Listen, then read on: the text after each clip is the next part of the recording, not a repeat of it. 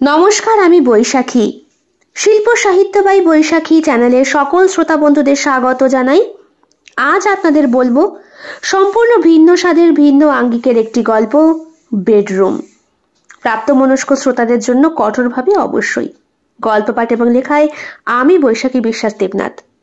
প্রথম থেকে শেষ পর্যন্ত শুনবেন। ভালো লাগলে অবশ্যই লাইক করবেন, কমেন্ট করবেন, শেয়ার করবেন এবং আপনাদের প্রিয় চ্যানেল শিল্প সাহিত্য বাই বৈশাখী সাবস্ক্রাইব করে বেল বাটন প্রেস করে পাশে থাকতে একদম ভুলবেন না। বন্ধুরা, শিল্প সাহিত্য বাই বৈশাখী এখন চলে এসেছে ইউটিউব মিউজিক পডকাস্টে। ইচ্ছে করলে আপনারা সেখান থেকেও গল্প শুনতে পারেন এবং আপনাদের ব্যক্তিগত মতামত আমার সঙ্গে শেয়ার করতে পারেন। আজ আপনাদের বলবো গল্প বেডরুম। প্রাপ্তমনস্ক শ্রোতাদের জন্য কঠোরভাবে অবশ্যই। গল্প পাঠ এবং লেখায় আমি বৈশাখী বিশ্বাস দেবনাথ। যাদের ভালো লাগবে না তারা দয়া করে এড়িয়ে যাবেন। এই গল্পটি সম্পূর্ণরূপে কল্পনা প্রসূত, যদিও কিছু ক্ষেত্রে বাস্তব ঘটনার ছোঁয়া থাকতে পারে। এটি লেখকের কল্পনার সাথে মিশ্রিত একটি সৃষ্টিশীল উপস্থাপন। গল্পটি কোনো ব্যক্তি, ঘটনা বা প্রতিষ্ঠানের সাথে মিলে গেলে তা নিতান্তই কাকতালীয়। এই গল্প শুধুমাত্র বিনোদনের উদ্দেশ্যে তৈরি করা হয়েছে। শাটারটা বন্ধ করার সাথে সাথেই অরুণ দেখতে পেল শ্রীতমা সামনে এসে দাঁড়িয়েছে। চোখে মুখে তার অসম্ভব বিরক্তির ছাপ। অরুণ একটু হাসে। তার গোফের ফাঁকে টোল পড়া হাসিটা দেখতে শ্রীতমার বেশ ভালোই লাগে। আঁচলটা কোমরে গুজে হাতে রুটি বেলন চাকিটা নিয়ে প্রায় মারার মতো উদ্যত হয়ে অরুণের দিকে এগিয়ে এলো শ্রীতমা। এক হাতে আটা লেগে রয়েছে, কিছুটা গালে মুখেও। অরুণ হেসে ফেলল। দোকানে তালা বন্ধ করে শ্রীতমার হাতটা ধরে বলল, এ কি, আজ তো মেরেই ফেলবে? মেরেই ফেলবো তো।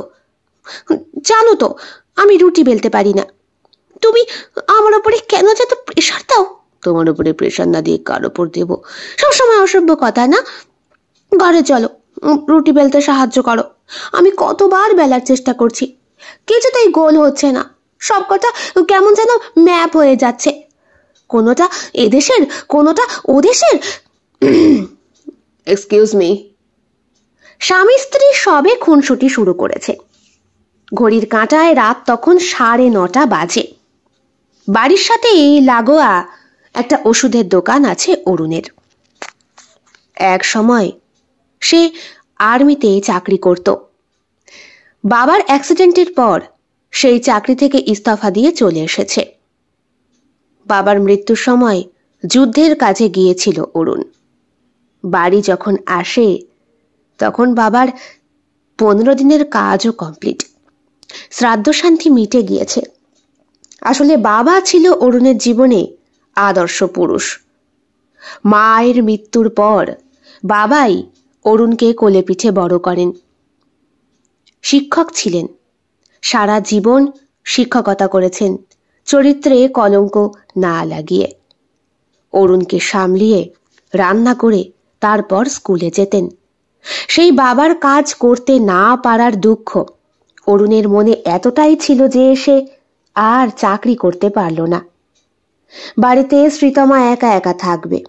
কখন কি হয় কেউ বলতে পারে? ঠাকুর না করুক যদি আবার ঠিক ওরকমই একটা বিপর্যয় যদি ঘটে যায়, যদি শ্রীতমাকেও চোখের আড়ালে।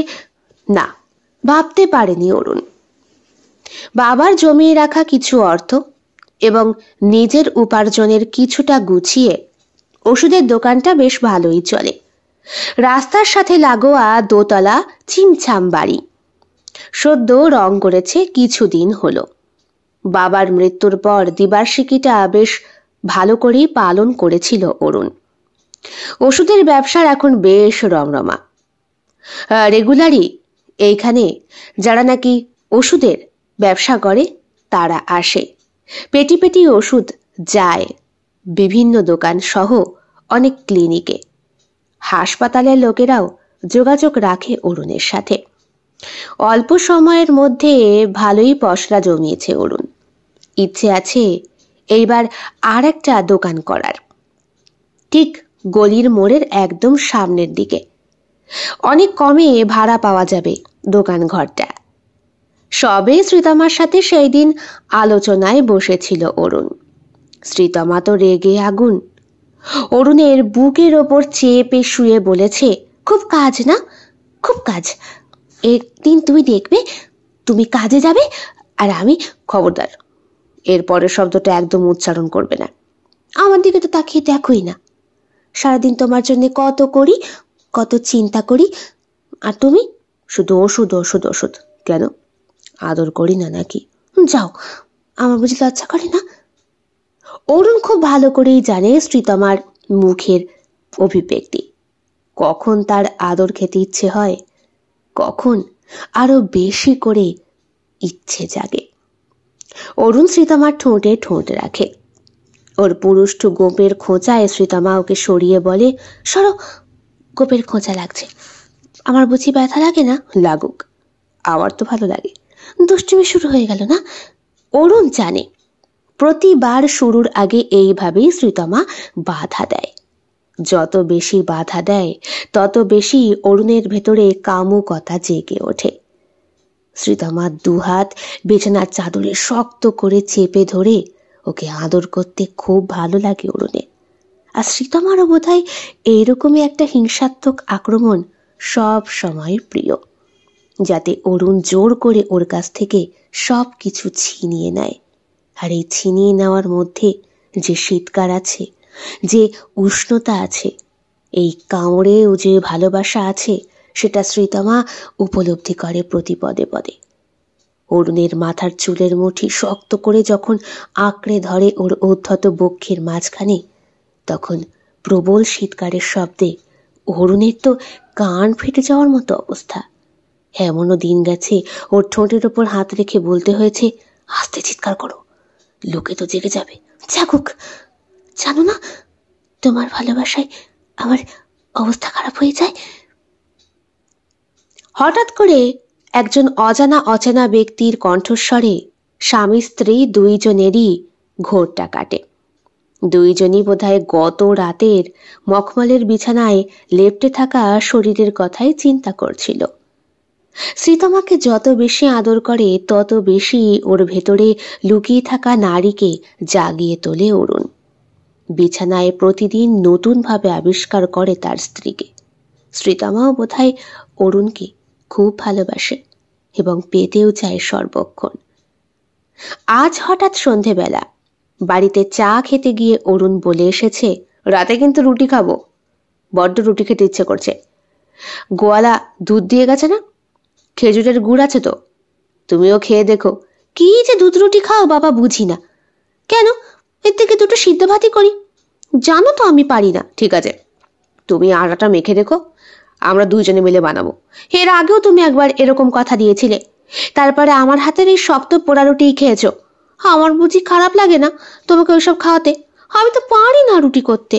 ঠিক আছে, আজকে তাড়াতাড়ি চলে আসবো। কিন্তু হয়নি। দোকান বন্ধ করতে করতে সেই সন্ধে পেরিয়ে রাত। আবার একজন আগন্তুকের আগমন। হাতে রুটি বেলন চাকিটা নিয়েই শ্রীতমা আগিয়ে গেল সেই আগন্তুকের দিকে। বলল, কি চাই? এখন দোকান খোলা হবে না, দেখছেন না তালা বন্ধ হয়ে গিয়েছে। মাথাটা খুব ধরেছে, একটা যদি মাথা ব্যথার ট্যাবলেট। আচ্ছা লোক তো আপনারা, এলাকায় তো আরো ওষুধের দোকান আছে, চোখে পড়ে না নাকি আপনাদের? আহ, কি করছো? কি লাগবে দাদা? একটা মাথা ব্যথার ওষুধ, ভীষণ মাথা যন্ত্রণা করছে। ও, কিন্তু দোকানটা তো বন্ধ করে দিয়েছি।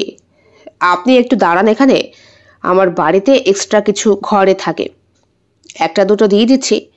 আর দোকান খুলবো আগামীকাল 7টায়, তখন আসবেন।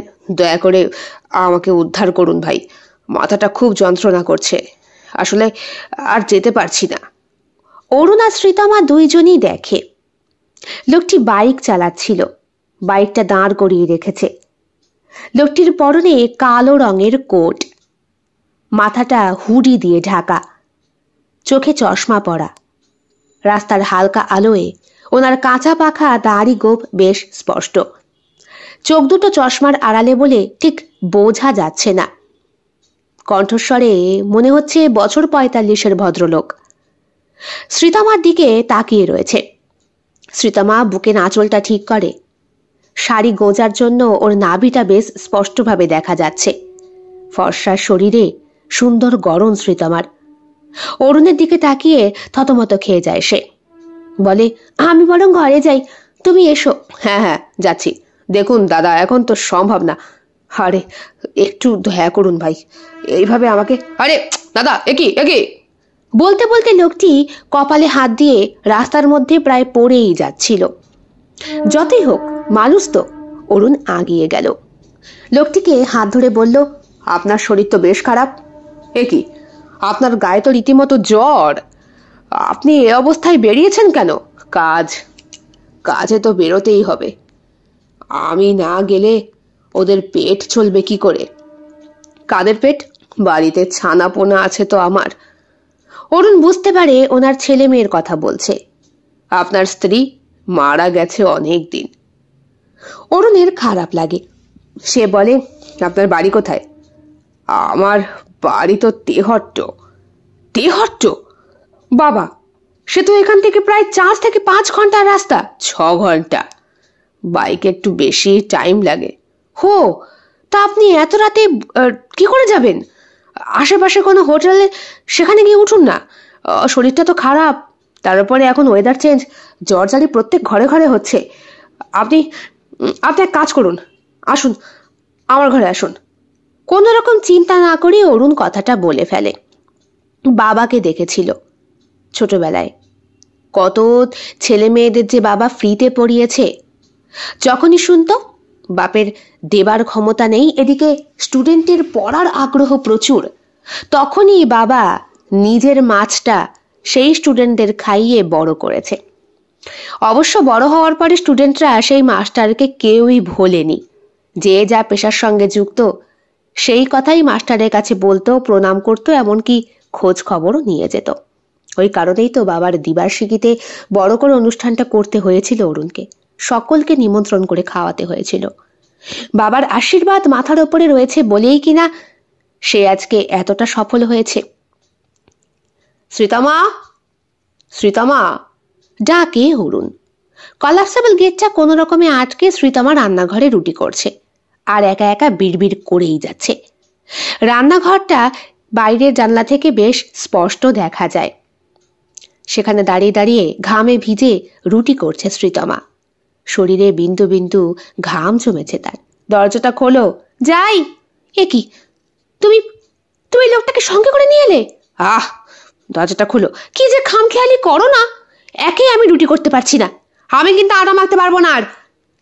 রাগ দেখায় শ্রীতমা। কলাপসেবল গেটটা খুলে রান্নাঘরের দিকে চলে যায়। লোকটিকে ঘরে সোফায় এনে বসায় অরুণ। তারপর কলাপসেবল গেটে তালা বন্ধ করে চাবিটা নিজের পকেটে পড়ে, আমার বাইকটা, কিছু হবে না, আমার দোকানের সামনে রেখেছেন তো, অসুবিধা নেই। এই রাস্তায় রাত্রে পুলিশ সেইভাবে যাতায়াত করে না, আর যদিও বা করে, বাইকটা কার সেটা আগে আমাকে জিজ্ঞেস করবে। আমার দোকানেই তো রেখেছেন, অসুবিধা নেই। চুরি হয় না এখানে, চোর চাচর খুব কমই আছে। হো, তোমাদের শুধু শুধু ডিস্টার্ব করলাম। আসলে না না, আপনার অনেকটা জ্বর এসেছে। এই শ্রীতমা, এক গ্লাস গরম দুধ দাও তো। গরম দুধ উনি খেলে তুমি কি খাবে? তুমি না দুধ দিয়ে রুটি খাবে? অরুণ আস্তে করে শ্রীতমার কাছে এগিয়ে যায়। ওর কানের কাছে ঠোঁট নিয়ে বলে, সেই ভান্ডার তো তোমার কাছেই আছে, দেব রুটির ছ্যাঁকা, যাও। শ্রীতমা হেসে ফেলে অরুণের কথা শুনে। এক গ্লাস গরম দুধ এগিয়ে দেয়। তারপর অরুণ হাত পা ধুয়ে এসেছে। লোকটি তখনও বাইরের ঘরে সোফার মধ্যে বসে। দুধ খাইয়ে, জল খাইয়ে ওনাকে ওষুধটা আগিয়ে দেয় অরুণ। এই নিন, এইটা খেয়ে নিন, আশা করি একটু ভালো লাগবে। আর ভালো হলে পর মানে মানে কেটে উঠবেন। তুমি কি গো, বলা নেই কওয়া নেই, হুট করে একজনকে তুলে নিয়ে এলে। জানো তো বাড়িতে কেউ নেই, তুমি আমি, আর সেখানে। সেই জন্যই তো, ঘর তো ফাঁকা আছে, বাবার ঘরটা ওনাকে খুলে দিলেই হয়। ওখানে গিয়ে উনি বিশ্রাম করবেন ক্ষণ, আর ডিস্টার্ব তো করছেন না। বয়স্ক মানুষ, আমরা ওপরের ঘরে আমাদের মতো ঘুমোবো, অসুবিধার কি আছে? দেখো, আমার আবার এসবে বিশ্বাস করতে কিন্তু বড্ড বেশি ভয় করে। আমাকে নিয়ে তোমাদের অত ভাবতে হবে না, জ্বরটা কমে গেলেই চলে যাব। আমার ছানাপোনাদের খাবারের বন্দোবস্ত করতে হবে। ছানাপোনা মানে? মানে ওনার ছেলে মেয়ে, বুঝতে পারছো না? তুমিও না সত্যি। রাত বাড়তে থাকে। খাবার টেবিলে লোকটাকে ধরে এনে বসায় অরুণ। ওনাকে পরার জন্য জামা কাপড় আগিয়ে দিয়েছে সে। পাজামা পাঞ্জাবিটা বাবারই ছিল, যদিও বাবার থেকে বয়সে উনি অনেকটাই ছোট।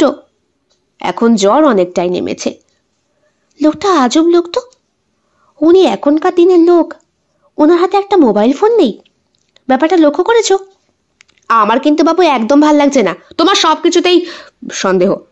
যাই হোক, কি করেছো দাও। কি আর করব, আলুর তরকারি করেছি, আর এই নাও ম্যাপের রুটি, বুঝলে? খাবারটা সামনে ঠাস করে রেখে শ্রীতমা রান্নাঘরের দিকে চলে যায়। ভদ্রলোক হেসে বললেন, বৌমার খুব রাগ মনে হচ্ছে। ওই আসলে একা একা সব সামলায় তো আর কি, তোমার ছেলে পুলে এখনো হয়নি, মানে ফ্যামিলি প্ল্যানিং করিনি তাই। তাছাড়া আমাদের ইচ্ছে আছে একটু ভ্রমণ করার। এই কাজের চাপে আমিও পেরে উঠি না, তাই দেয়ালে ছবি দেখছি। তুমি কি আগে আর্মিতে ছিলে? আগে হ্যাঁ, বাবার মৃত্যুর পর থেকে চাকরিটা ছেড়ে দিয়েছি।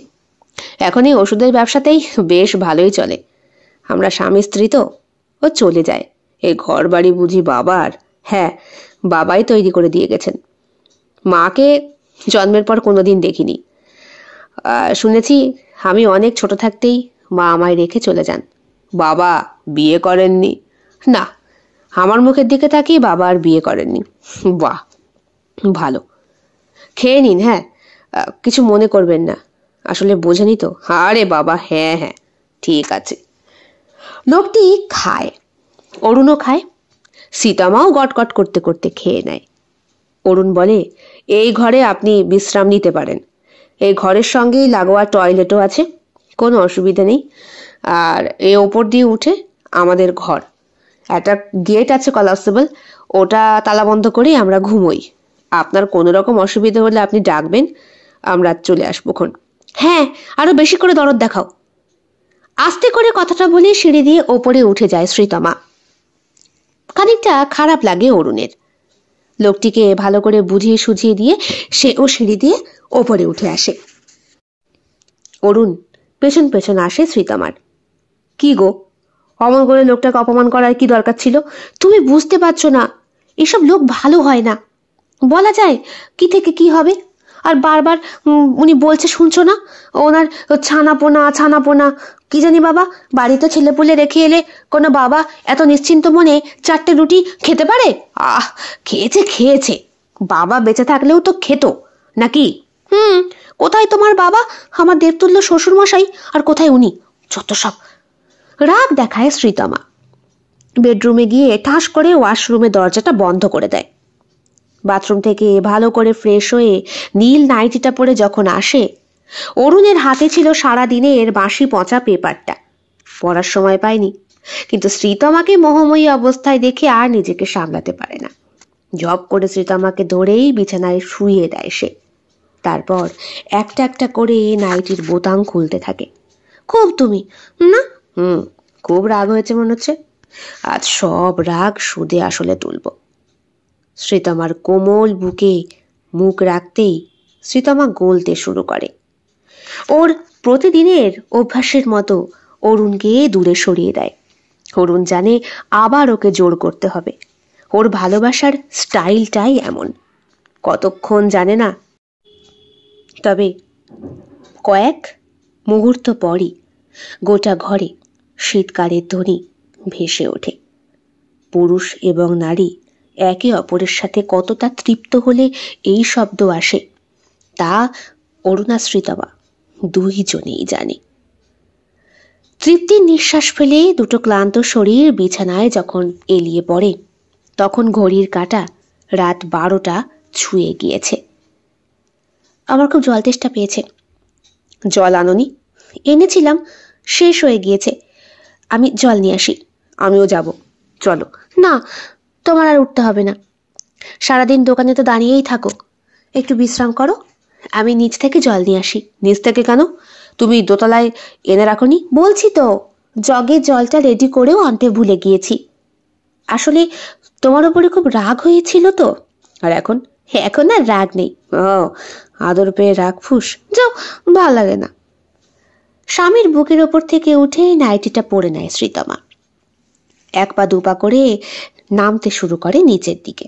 সাবধানে যেও। হ্যাঁ, তুমি চুপ করে ঘুমো, আমি যাবো আর আসবো। শ্রীতমা সিঁড়ি দিয়ে নামে। কলাপসেবল গেটটা আগেই সে খুলেছে।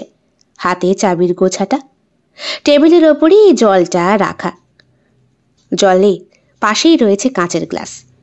কাঁচের গ্লাসে জল ঢেলে নিজে আগে খায়, তারপরে গ্লাসটাকে রেখে জগটা হাতে নিয়ে আস্তে আস্তে উপরে উঠতে যাবে। এমন সময় মনে হয় লোকটা কি করছে একটু দেখে যাই। আস্তে আস্তে শ্বশুর মশাইয়ের ঘরের দিকে এগোয় শ্রীতমা। আজ বহু বছর পর শ্বশুর মশাইয়ের ঘরে কেউ একজন থাকতে এসেছে। আচ্ছা, উনি আবার ভয় টয় পাবে না তো? মনে মনে ভাবে শ্রীতমা। দরজার কাছে এসে দাঁড়াতেই মনে হয় ঘরের ভেতরটা অন্ধকার। লোকটি সত্যি বেঘোরে হয়তো ঘুমোচ্ছে। ঘরের ভেতর থেকে নাক ডাকার ফোঁস করে শব্দ আসছে। না, লোকটাকে শুধু শুধু খারাপ ভেবেছিল শ্রীতমা। সিঁড়ি দিয়ে শ্রীতমা আস্তে আস্তে ওপরে উঠে আসে। হাতে জল। কলাপসেবল গেটটা তালা বন্ধ করে চুপচাপ জলের জগটাকে রেখে দেয় টেবিলে। অরুণের দরজাটা বন্ধ করে দিয়ে চুপ করে শুয়ে পড়ে অরুণের পাশে এসে। ততক্ষণে অরুণ ঘুমিয়ে কাদা। শ্রীতমাও অরুণকে বাহুডোরে চেপে ধরে চুপচাপ শান্তির নিদ্রায় ঘুমায়। পরের দিন সকালবেলা আগেই শ্রীতমা ঘুম থেকে উঠে বাসি জামা কাপড় ছেড়ে যাবতীয় ঘরের কাজকর্ম সারে। ঠিক 6:30 থেকে 6:45 মধ্যে অরুণকে সে ডাকতে আসে। কি গো, ওঠো, 6:45 বাজে। এই ওঠো, দোকান খুলবে না? হ্যাঁ, খুলবো। ভালো লাগছে না, কাশি হয়েছে বোধ। ইস, এত তাড়াতাড়ি কাশি হলো কি করে? এই তো অ্যান্টিবায়োটিক খেলে সুস্থ হলে। আসলে এখনকার অ্যান্টিবায়োটিকের মধ্যেও বিষ থাকে, বুঝলে। যাই হোক, আমি ফ্রেশ হইনি। ওনাকে ডেকেছো? কাকে? ওনাকে, যিনি গত রাতে এসেছিলেন। ও না, আমার তো ওনার কথা মনেই নেই। সকালবেলা উঠে তো বাবার ঘর খোলা দেখলাম। আসলে আমার হুঁশই নেই যে উনি। সে কি গো, তাহলে নিচের ঘরের ফার্নিচার, দরজা, চাবি সব? চাবি তো ওপরের ঘরে থাকে। আচ্ছা, তুমি বরং গিয়ে দেখে এসো। তোমার কি হয়েছে বলো তো? কথা মনে থাকছে না নাকি? সে থাকবে না কেন, যাও তুমি গিয়ে দেখে এসো। শ্রীতমার ব্যবহার দেখে অরুণ স্পষ্ট আবার বুঝতে পারে শ্রীতমার সহ্য হচ্ছে না। ও চাইছে এই লোকটাকে তাড়াতাড়ি বিদায় করতে। ওয়াশরুম থেকে ফ্রেশ হয়ে বেরিয়ে অরুণ বলে, এক কাপ চা দাও। দিচ্ছি, নিচে এসো। চা খেতে অরুণ নিচে নামে। বাবার ঘরের দিকে চোখ পড়তেই দেখে দরজাটা ভেতর থেকে খোলা, আলো জ্বলছে। ভদ্রলোক বোধহয় উঠেই পড়েছেন। দরজার কাছে গিয়ে দাঁড়াতেই অরুণের চক্ষু স্থির হয়ে যায়। সিলিং ফ্যানের সঙ্গে একটা শাড়ি ঝুলিয়ে লোকটি ঝুলে রয়েছে। ওনার জিভটা বাইরে বেরিয়ে রয়েছে, চোখ দুটো বিস্ফারিত, হাত দুটো শক্ত করে দড়ি দিয়ে বাঁধা ওনার পাটাও। এটা কি করে সম্ভব? পুলিশে খবর যায়।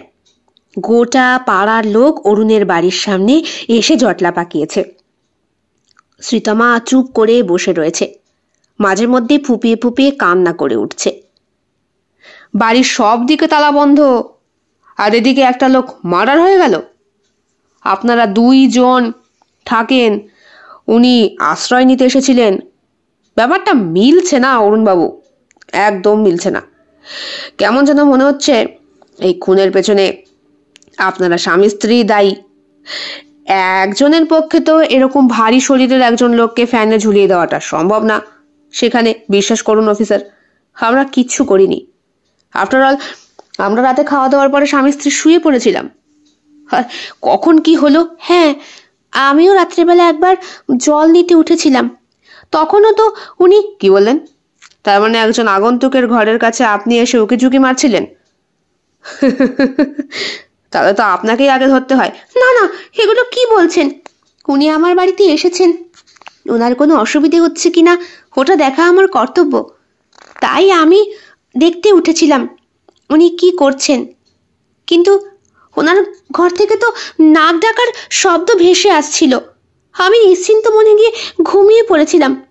বিশ্বাস করুন, আপনি ঘুম থেকে উঠে কি দেখলেন? আমি ঘুম থেকে উঠে নিজের ঘরে যাবতীয় কাজকর্ম করছিলাম। আমার ঘরের এই যে বাইরের কলাপসেবল গেটটা, এইটা খুলে দিয়েছিলাম। ঘর বাড়ি উঠোন ঝাড় দিয়ে তারপরে আমি চা করতে গিয়েছিলাম। ততক্ষণে ও উঠে পড়েছে। উঠে এসে ওনার দরজার সামনে দাঁড়িয়ে দেখে উনি। ওনার বাড়ির লোককে খবর দেওয়া হোক নাকি? বাড়ির লোককে খবর দেওয়ার কথা বলতেই অরুণ বলে, উনি রাত্রেবেলা বলছিলেন ওনার নাকি অনেক ছেলেপুলে আছে, ছানা পোনা, তাই। আচ্ছা, আর ওই যে স্যার, ওটা ওনার গাড়ি। অফিসার অরুণকে খুব ভালো করেই চেনে। সে যে চাকরি করতো সেটাও খুব ভালো করেই জানে। কাজেই ক্রাইম সে করতে পারে না। আর অরুণের বউয়েরও প্রোফাইল ঘেটে যা জানা যায় তা হলো এই, নিতান্তই ভদ্র সভ্য মেয়ে। এই শহরে বাড়ি না হলেও ওর ব্যাকগ্রাউন্ড বেশ ভালো। কাজেই কে খুন করেছে বা এর ভেতরে কোনো চক্রান্ত কিনা জানার জন্য পুলিশকে আরো অনেক ভেতরে ঢুকতে হবে। বডি পোস্টমর্টমের জন্য নিয়ে যাওয়া হয়। লোকটির ব্যাগ হাতিয়ে কোনো সেলফোন পাওয়া যায় না। সব থেকে আশ্চর্যের বিষয়, ওনার ড্রাইভিং লাইসেন্স পরীক্ষা করে জানা যায় গোবরডাঙ্গাতে ওনার বাড়ি। এই গোবরডাঙ্গাতে বাবার যাতায়াত ছিল। বাবা ওখানকার প্রাইমারি স্কুলেরই শিক্ষক ছিলেন। পরবর্তীকালে পরীক্ষা দিয়ে ওখানকার হাই স্কুলে শিক্ষকতা করতেন বাবা। গোবরডাঙ্গা কেন? গোবরডাঙ্গা সম্পর্কে আপনি কিছু জানেন বুঝি? গোবরডাঙ্গাতে প্রাইমারি স্কুলে আমার বাবা চাকরি করতেন। আপনার বাবা? হ্যাঁ, দীনবন্ধু মাইতি। দীনবন্ধু মাইতি আপনার বাবা? আপনি চেনেন? উনি তো আমারও স্যার। ছোটবেলায় খেতে পারতাম না, উনি আমার ভরণ পোষণের দায়িত্ব নিয়েছিলেন। আপনাদের এই কেসটাকে তো এবার আরো বেশি ভালোভাবে আমাকে দেখতে হবে মনে হচ্ছে। অফিসারের সাহায্য পেয়ে খানিকটা হাঁপ ছেড়ে বাঁচে অরুণ আর শ্রীতমা। পোস্টমর্টম রিপোর্ট আসে 2-3 দিন পর। তাতে কারণ স্পষ্ট, আত্মহত্যা করেছেন উনি। অথচ হাত পা বাঁধা অবস্থায় একজন ব্যক্তি কি করে আত্মহত্যা করতে পারে, এই ব্যাপারটাই কিছুতেই বুঝতে পারছে না পুলিশ অফিসার। গোবরডাঙ্গায় রীতিমতো চিরুনি তল্লাশি করা হয়।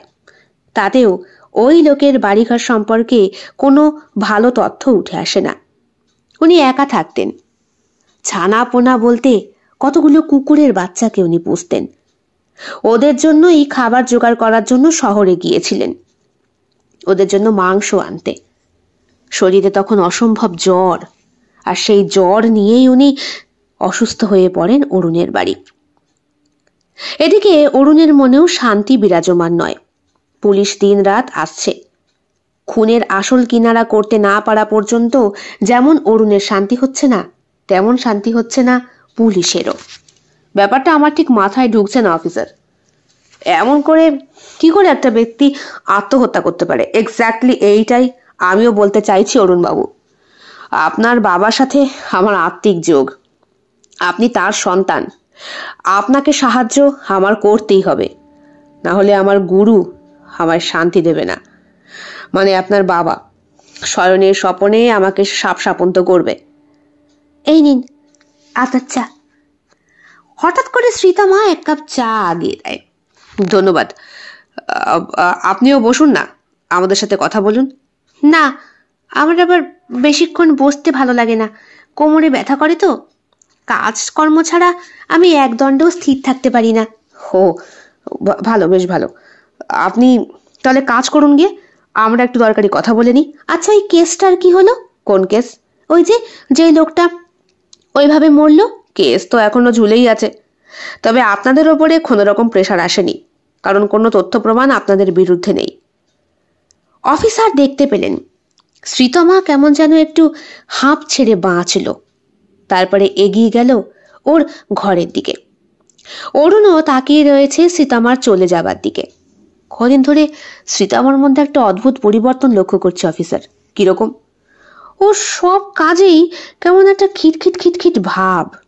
ওকে দেখে যেন মনে হয় একটা পালাই পালাই মনোবৃত্তি, আপনার কাছ থেকে পালানোর, অনেকটা সেই রকম। এমন ছিল না। শ্রীতমাকে আমার বাবাই পছন্দ করে আমার ঘরণী করে আনে। বাবার পুরনো বন্ধু দেবরঞ্জনের সাথে খুব ওঠা বসা ছিল। তারই মেয়ে শ্রীতমা। দেবরঞ্জন মানে হ্যাঁ, ঠিকই ধরেছেন, এমপি দেবরঞ্জন। তা তোর বাড়ি তো এখানে নয়, অন্য জেলায়। হ্যাঁ, ও খুব ভালো মেয়ে। আর ওকে বিয়ে করার আগে বাবা ওর সম্পর্কে যাবতীয় খোঁজ খবর নিয়েই আমাদের সঙ্গে যোগাযোগ করেছিলেন। কিন্তু ইদানিং শ্রীতমাকে দেখে কেমন যেন, ওটা হয়তো বাড়িতে আপনার মার্ডার হয়ে গেছে তাই। মার্ডারই তো বলতে হবে অরুণবাবু। যেই ব্যক্তি মারা গেছে তার পোস্টমর্টম রিপোর্টে আসছে সে আত্মহত্যা করেছে, কিন্তু তাকে তো হাত পা বেঁধে ঝুলানো হয়েছে। এইটার আপনি কোনো ব্যাখ্যা দিতে পারবেন? নিহাত আপনার বাবার সাথে আমার আত্মিক যোগ ছিল বলে ব্যাপারটাকে নিয়ে আমি খুব একটা ঘাঁটাঘাঁটি করছি না। চাইছি অল্পের মধ্যে কেসটা যেন মিটে যায়। তার উপরে আপনার বাবা, উনি তো আমাকে মেরেই ফেলবেন। এসব কথা কেন বলছেন? আমার বাবা অমন লোক ছিলেন না। হঠাৎ করে ওপরে বাসন পড়ার শব্দ হয়। ওপরে বাসনপত্র প্রায় থাকেই না, ওই কয়েকটা মাত্র গোনাগুন্তি। সীতমা, সীতমা! অরুণ ছুটে যায়। সীতমার শরীরটা তখন সিঁড়ি দিয়ে পড়ছে। এ কি সীতমা! তাড়াতাড়ি করে অফিসার সহ অরুণও ওদের উদ্যোগে হাসপাতালে সীতমাকে অ্যাডমিট করা হয়। এই অবস্থায় আপনার স্ত্রীকে একা একা ওপরে কেন পাঠিয়েছেন? উনি প্রেগনেন্ট। কি? হ্যাঁ, উনি মা হতে চলেছেন। আর এই সুখবরটা বোধহয় আপনি জানতেন না? না, মানে দেখুন, ওনার অবস্থা কিন্তু খুব ক্রিটিক্যাল। যত্ন নেবেন, না হলে বাচ্চাটা যে কোনো সময় নষ্ট হয়ে যেতে পারে। শুনে আকাশ থেকে পড়ে অরুণ। প্রথমত শ্রীতমার 3 মাস চলছে, এখনো কেন জানায়নি সে।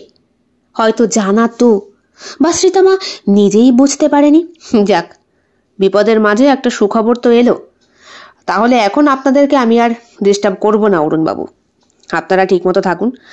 আপনার স্ত্রীর বাড়িটা যেন, হ্যাঁ ঠিক আছে, সেখানে গিয়ে একটু খোঁজ খবর নেব, ওই আর কি।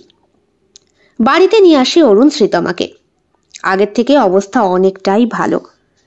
তোমাকে সাবধানে চলাফেরা করতে হবে, থাকতেও হবে সাবধানে, না হলে কিন্তু বিপদ হয়ে যাবে।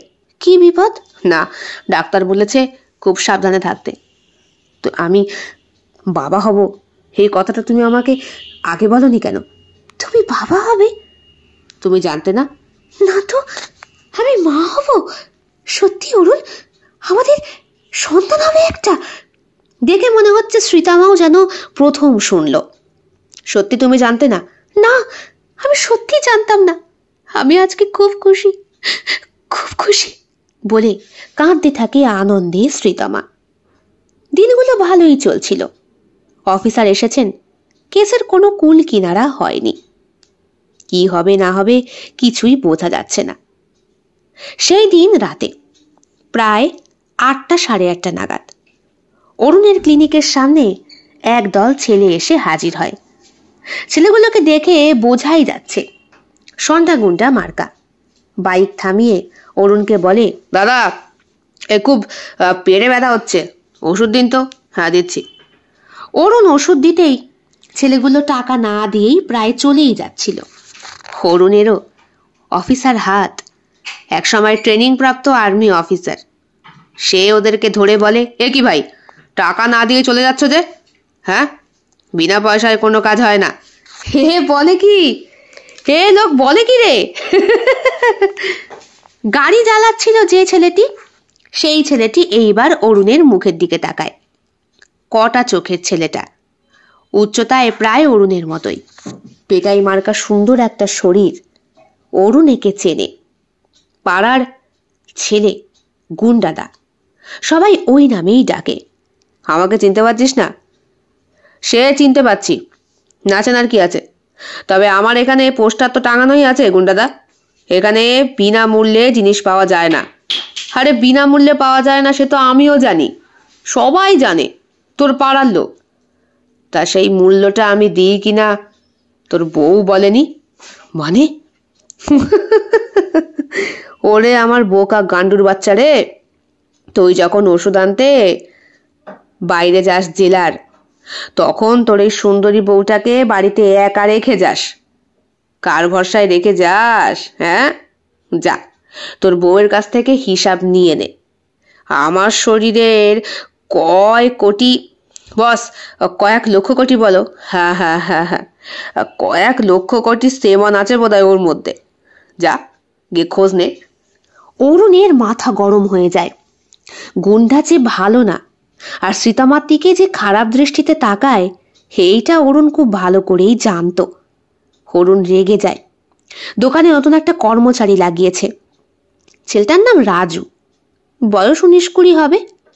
সে ছিল ভাগ্যিস, না হলে জোর একটা হাতাপাই হয়ে যেত। এলাকার প্রবীণ ব্যক্তিরা আসে, অরুণকে সান্ত্বনা দিয়ে বলে, ছেড়ে দে বাবা, ছেড়ে দে, এদের সঙ্গে মুখে লেগে লাভ নেই। গুন্ডা, ও টাকাটা ওকে মিটিয়ে দে। হ্যাঁ দিচ্ছি। সত্যি নিজের বাপের এলাকা তাই, না হলে কি করতি? আজকের ছেলে নাক টিপতে দুধ গলে, নিজের খেটে খাওয়ার মুরদ নেই, তোলাবাজি করে সংসার করিস, তার আবার অরুণ মুখ সামলে কথা বলবি। গুন্ডা, ওর পাওনা ওকে মিটিয়ে দে। দেখ তোর বাপের কানে কিন্তু খবরটা যাবে, হবে সব কটাকে দেখে নেব। টাকা মেটাতে মেটাতে গুন্ডা কথাটা বলে। অরুণও কিছু বলে না। অরুণকে শান্ত করে সেই প্রবীণ ব্যক্তিরা বলে, রাগ করিস না বাবা, ওর কথা কানে নিবি না। একটা বাচাল ছেলে, একটা বাজে ছেলে, কেন বলতো এরকম করছিস? শোন, তোর বাড়িতে যেই লোকটা আত্মহত্যা করে মারা গেছে, তার সম্পর্কে আমরা খোঁজ খবর নিয়ে জেনেছি। তোর বাবার অন্ধ ভক্ত ছিল উনি, যাকে বলে কি বলবো, ওই ফ্যান, সেই টাইপের লোক। তোর বাড়ি খোঁজ করছিল আমার কাছে। আমি ঠিকানা দিতেই তোর বাড়ির ক্লিনিকের সামনে এসে প্রায় দিনই ঘোরাফেরা করতো। এরপরে উনি অসুস্থ হয়ে কবে তোর বাড়ি গেল, কবে বা মরল, কিছুই জানি না। তবে আমাকে উনি একবার বলেছিল যে তোর সঙ্গে দেখা হলে তোকে বলবে ওনার জীবনের কথা, ওনার জীবনে তোর বাপের কৃতিত্বের কথা। তোর বাপ বেঁচে থাকলে আজ তোর সঙ্গে বোধহয় এটা হতো না। মানে দেখ বাবা, অনেকদিন ধরেই তোকে বলবো করেও বলা হয় না। বৌমার চরিত্রে আমার বোধহয় কোনো দাগ আছে। তুই যখন ওষুধ আনতে যাস, তখন বৌমা ট্যাক্সিতে করে কার সঙ্গে যে দেখা করতে যায়, হয়তো ওর বাপের বাড়িতেও যেতে পারে। তুই একবার খোঁজ নিয়ে দেখিস। অরুণের সঙ্গে শেষ শাশুড়ি মায়ের কথা হয়েছিল 3 দিন আগে। ওই 3 দিন আগে শাশুড়ি মা জানিয়েছিল মেয়ের সম্পর্কে মারাত্মক অভিযোগ। মেয়ের সুখবরটাও মা বাবাকে জানানোর প্রয়োজন বোধ করেনি, ফোনই করে না। সারাদিন একা একা ঘরের মধ্যে যে কি করে। এরপরে অরুণের মনের ভেতরে সন্দেহটা আরো বেশি গাঢ় হতে শুরু করে। তাহলে তো শ্রীতমাকে হাতে নাতে ধরতে হয়। সেদিন রাতে তাহলে এক্স্যাক্টলি কি ঘটেছিল? ফোন করে অরুণ অফিসার বীরেশ্বরকে। বীরেশ্বরবাবু ফোনের ওপারে রিসিভ করতেই, হ্যাঁ, বলুন অরুণ বাবু, আপনার সঙ্গে একটু দেখা করার ছিল। আমারও আপনার সঙ্গে দেখা করার আছে, অনেক কথা বলার আছে। বোধহয় আসল খুনিকে আমরা পেয়ে গেছি। শ্রীতমা সেজে গুজে তৈরি হচ্ছে। একটা বিয়ে বাড়ি নিমন্ত্রণ আছে। অরুণও তৈরি হচ্ছে। বলছি কি, না গেলেই কি নয়? না গেলেই নয় মানে? আজ যেতেই হবে। তাছাড়া পাড়ার কাকিমা এসে নিমন্ত্রণ করে গেছে। তুমি যাবে না কেন বলো তো? না মানে, তোমার এখন 3-4 মাস চলছে, এই অবস্থায় বাইরের খাবার খেলে, বাবা, বাচ্চাটা পেটের ভেতরে আমার, আর দরদ দিকে তোমার উঠছে। শ্রীতমা বলি, 3-4 মাস আগে তো আমি দিন 10 জন্য বাইরে গিয়েছিলাম না ওষুধের ইয়ে করতে, তখন তুমি, ও মা, তখন তো আমার মা এখানে এসেছিল, তোমায় বলিনি? বিশ্বাস না হলে মাকে জিজ্ঞেস করতে পারো। না না, সে তো মা এসেছিলেন আমি জানি। আসলে আমি ভাবছি তোমার এই প্রেগন্যান্সির কথাটা কি সত্যি নাকি? মানে এটা কি বানানো নাকি? তাছাড়া আমি যখন সেজে থেকে পড়ে গেলাম, তখন তুমি তো আমায় বললে। হ্যাঁ, সে তো বললাম। ডাক্তার আমাকে এটাও বলেছিল তুমি নাকি পাকা পেঁপে খেয়েছো। যতদূর আমি জানি তোমার তো পেঁপে একদম পছন্দ না। তবে ধুট, তুমিও না শুধু শুধু কিন্তু আমাকে সন্দেহ করছো, বলে দিলাম। আসতে পারি? এ কি আপনি এই অসময়ে এখন? এখন আপনি যান তো, আমরা এখন বিয়ে বাড়ি যাব, আমাদের এখন বেরোনোর আছে, আপনি যান। সীতামা কথা শেষ করার আগেই দেখে গুন্ডা পাশে দাঁড়িয়ে, এবং তাকে দেখে সীতামার সুন্দর হাসি উজ্জ্বল মুখটা কেমন যেন ফ্যাকাশে হয়ে যায়। কি ব্যাপার সীতামা দেবী, এত পালাই পালাই কেন? হ্যাঁ? কলাপসেবল গেটটা খোলাই ছিল। সীতামা উঠে পালাতে যাবে এমন সময় ধরে ফেললেন অফিসার। লেডি কনস্টেবল সঙ্গেই ছিল। এইবার সত্যিটা বলবেন নাকি আমরা কিলিয়ে বার করব? গুন্ডা বেশ থতমত দৃষ্টিতেই সীতামার দিকে তাকিয়ে। সীতামা ওর দিকে একটা ভয়ালো দৃষ্টিতে তাকিয়ে রয়েছে। আসলে ব্যাপারটা কি হয়েছে বলুন তো অরুণবাবু? আপনি যখন বাড়ি থাকতেন না তখন গুন্ডা প্রায় দিনই আপনার দোকানে আসতো ওষুধ নিতে। এবার আপনার এই বাচ্চা ছেলে রাজু, সে আজ আসে কাল আসে না, জানেনই তো, ফাঁকি মারার মাস্টার। সীতামা দোকানে বসতো, আর সেই দোকানে বসা থেকে ওষুধ নেওয়া থেকেই ওদের মধ্যে একটা সম্পর্কের তৈরি হয়। আপনার বউ সত্যিই সুন্দরী। এদিকে আপনার বাড়ি ফলো করছিলেন ওই ব্যক্তি, যেই ব্যক্তি আপনার বাড়িতে আত্মহত্যা করেছিলেন। উনি আত্মহত্যা করেননি, ওনাকে হাত পা বেঁধে জোর করে ঝুলিয়ে দেওয়া হয়েছিল। হাসপাতালের রিপোর্ট আবার চেক হয়েছে এবং প্রেসারে পড়ে সবাই স্বীকার করেছে সেটা। সেই দিন রাতে সীতামা যখন জল নিতে ওঠে তখন সীতামাকে ডেকে পাঠিয়েছিলেন বয়স্ক ব্যক্তি। সীতামা, আপনি আমার নাম ধরে ডাকছেন কেন? আপনি একা ঘরে আছেন আর আমাকে ডেকে? সীতামা, তোমার শ্বশুর মশাই আমাকে যথেষ্ট ভালোবাসতেন। মৃত্যুর সময় ওনাকে আমি কথা দিয়েছিলাম। ওনার ছেলে তখন বাড়ি ছিল না। উনি আমায় বলেছিলেন যে এই সংসারে খেয়াল রাখতে, এই সংসারটায় আগলে রাখতে সব কিছু। আমি প্রায় দিনই তোমার বাড়ির সামনে দিয়ে যাতায়াত করি, তোমার প্রতি লক্ষ্য রাখি, বিশেষ করে যখন তোমার স্বামী থাকে না। তোমার শ্বশুর তোমায় খুব ভালোবাসতেন, তুমি তাদের বিশ্বাসের এই মর্যাদা দিয়েছ। মানে আপনি কি বলছেন? গুন্ডা ততক্ষণে ফোন করে সীতামাকে। ফোন রিসিভ করে সম্পূর্ণ কথা জানিয়েছিল সীতামা আগেই। আর এখন দরজাটা খুলে দেয় সীতামা। গুন্ডা এসে দাঁড়িয়েছে। লোকটির বাইক অরুণের দোকানের সামনে দেখতে গুন্ডাও বুঝতে পেরে গিয়েছিল পুরো ব্যাপারটা। আমাকে মেরে সত্যিটা কোনোদিন চেপে রাখতে পারবে না তোমরা। তোমাদের এই পরকীয়া অরুণ ঠিক জানতে পারবে। তোমার শ্বশুর মশাই এখনো আছেন, উনি উনি বাকি কথা ওনার আর বলা হয়নি। তার আগেই ওনার গলায় হাত দিয়ে চেপে ধরে ওনাকে মেরে হাত পা বেঁধে ঝুলিয়ে দিয়েছিল দুইজনে। সীতামা চুপ করে বসে রয়েছে, অরুণও সোফার এক পাশে। বিয়েবাড়ির সাজ মলিন হয়েছে। পুলিশ অফিসারের সাথে সীতামার বাবা মাও এসেছে। দেবরঞ্জন বাবু রীতিমতো ধিক্কারের দৃষ্টিতে মেয়ের দিকে তাকিয়ে বললেন, তোমাকে আমার মেয়ে বলে পরিচয় দিতে আজ ঘৃণা করছে। আমি একজন সমাজসেবী হয়ে আমার মেয়েকে যে... কি সমাজসেবী বাবা, কি সমাজসেবী? সমাজ সেবার নাম করে তুমি কম মানুষের সংসার নষ্ট করেছ? সীতামা একটা চড় মারলেন সীতামার গালে। সঙ্গে সঙ্গে অফিসার তাকে আটকে বললেন, না, এবার আপনার মেয়ে আমাদের হেফাজতে স্যার, আপনি চিন্তা করবেন না। অরুণ তাকিয়ে থাকে সীতামার দিকে, বলে, আমার ভালোবাসায় কি ত্রুটি ছিল সীতামা? আমার সঙ্গে তুমি এমন করলে? আমার বাবা মরার আগে সংসারের দায়িত্ব তোমায় দিয়ে গেছিল। এই ঘরে তুমি লক্ষ্মীর মতো বিরাজ করতে, সামান্য কাম লালসার কাছে তুমিও বিকিয়ে গেলে। আমায় ক্ষমা করে দাও অরুণ, অরুণ আমাকে ক্ষমা করে দাও, একটা সুযোগ দাও, একটা সুযোগ। বলতে বলতে সীতামা অরুণের দিকে এগিয়ে আসে। অফিসার বীরেশ্বরের পকেটে তখন সার্ভিস রিভলভারটা রয়েছে। সকলের দৃষ্টিচক্ষুর অন্তরালে গিয়ে সেইটা হাতে তুলে নিয়ে সীতামা নিজের কপালে তাক করে, বলে, আমি কারো কাছে হারিনি, কখনো কারো কাছে মাথা নত করিনি, কিন্তু তোমার বাড়িতে এসে তোমাদের সকলের 5 মাস খাটতে হয়েছে আমাকে। তোমার অসুস্থ বাবার গুমুত পরিষ্কার করতে হয়েছে। আমার বাবার বাড়ি আমি রানীর মতো থাকতাম। গুঞ্জা আমায় কথা দিয়েছিল বিয়ে করে রানীর মতো রাখবে। সেটাও আমাকে আমার বাবা করতে দেয়নি। আমার বাবার প্রেস্টিজ, মান সম্মান সবকিছুর কাছে হেরে গিয়েছিলাম আমি।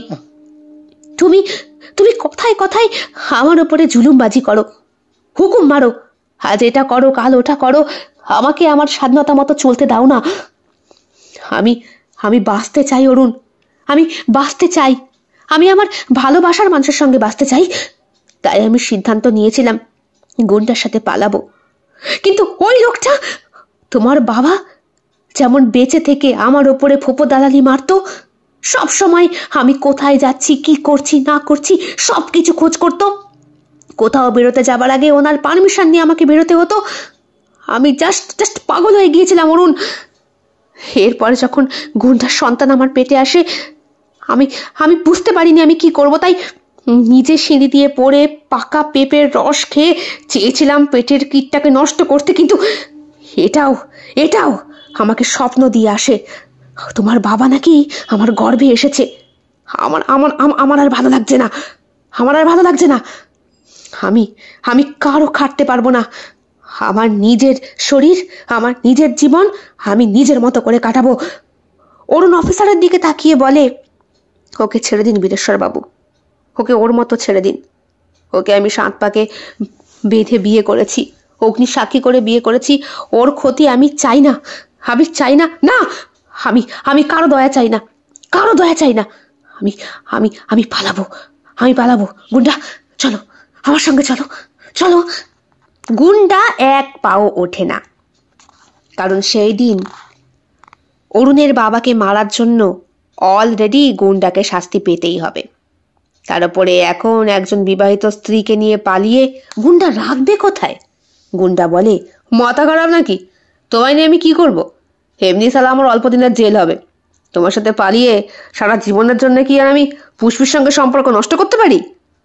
অবাক দৃষ্টিতে তাকিয়ে থাকে শ্রীতমা গুন্ডার দিকে। খবরদার শ্রীতমা, শ্রীতমা!